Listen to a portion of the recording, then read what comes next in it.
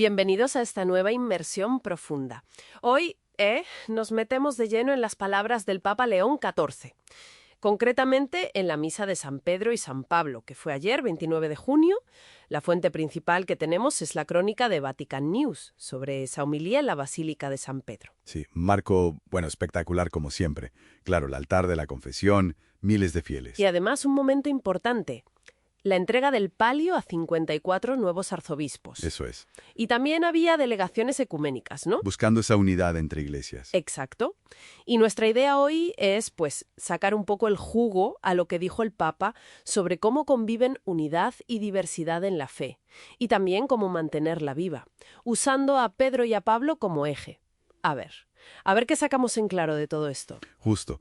El Papa los llama pilares, como es habitual, pero arranca fuerte, ¿eh? Dice que su unión no fue, ojo, una conquista pacífica. Nada de eso.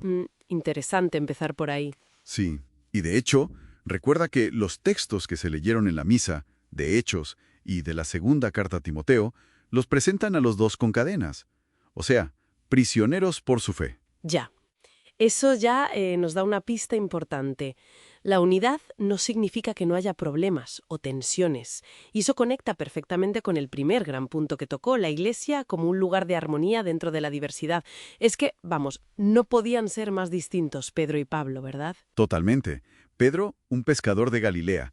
Un hombre, digamos, más de acción, más impulsivo quizá. Sí. Y Pablo, pues un intelectual, un fariseo, de esa corriente judía tan estricta, y que además, ojo, había perseguido a los cristianos antes de convertirse. Vaya dúo. Vaya tela. Exacto. Y el Papa insiste mucho en que esa fraternidad que luego tuvieron no borra la diversidad. Incluso pone sobre la mesa, y esto es muy interesante, el famoso encontronazo de la Antioquía. Ah, sí, cuando Pablo. Eso es, cuando Pablo le cantó las 40 a Pedro, básicamente, por no ser coherente con los cristianos que no eran judíos. ¿Y el Papa lo llama? Franqueza evangélica, como una discusión honesta, necesaria a veces. La clave, dice el Papa, es que la comunión es como una orquesta, una armonía de voces y rostros, donde cada uno tiene su libertad, su propia voz. Cita a San Agustín que decía que aunque murieron en días distintos, eran una unidad. Me llama la atención que use justo un conflicto, un choque, como ejemplo positivo. Normalmente pensamos en la unidad como ausencia de roces, ¿no? Claro, pero es que ahí está el punto para el Papa, parece. La unidad no es uniformidad. No es que todos pensemos igual o seamos iguales. Y lo trae el presente, claro. Nos pide que hagamos de nuestras diferencias un taller de unidad. Un taller, me gusta esa imagen. Sí. Y esto vale para dentro de la Iglesia, laicos, curas, obispos, el Papa, y también para afuera, para el diálogo ecuménico y con el mundo en general. Vale, entendido ese punto. Y luego está el segundo tema fuerte, que es cómo mantener la fe viva. Que no caiga en la rutina, en el puro formalismo. Exacto. El Papa advierte del peligro de una fe, dice, cansada, estática, puro ritualismo.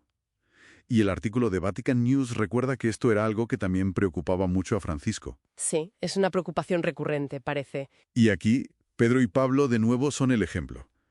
Pero ahora por su capacidad de abrirse a los cambios, de escuchar lo que pasaba a su alrededor, los signos de los tiempos, digamos. Y el Papa rescata esa pregunta que es brutal de Jesús a los discípulos. ¿Y ustedes quién dicen que soy?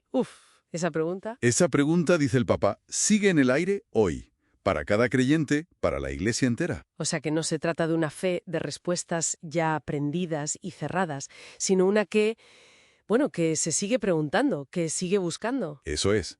De esa pregunta constante nace lo que el Papa llama discernimiento. Que podríamos traducir como... Pues como esa reflexión, esa búsqueda personal y también comunitaria para entender qué nos pide Dios hoy, por dónde ir, para encontrar nuevos caminos, dice él. No es quedarse quieto, es moverse. Un signo de unidad y de comunión, pero viva, dinámica.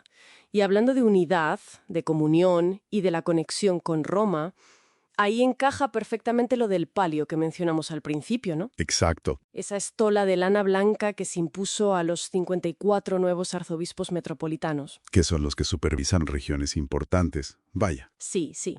Y venían de sitios súper variados, Estados Unidos, Perú, Papúa Nueva Guinea. Claro, el palio es justo eso. Es un símbolo muy visible de su tarea como pastores de esas regiones, pero también de su conexión con el Papa, con Roma, con la Iglesia Universal. Es un gesto muy práctico de esa comunión de la que hablaba el Papa en la homilía. Entendido. Y en esa misma línea, pues hubo un saludo especial a las delegaciones de Ucrania por la situación allí, y del Patriarcado Ecuménico de Constantinopla, reforzando esos lazos también. Entonces, intentamos resumir un poco esta inmersión que hemos hecho.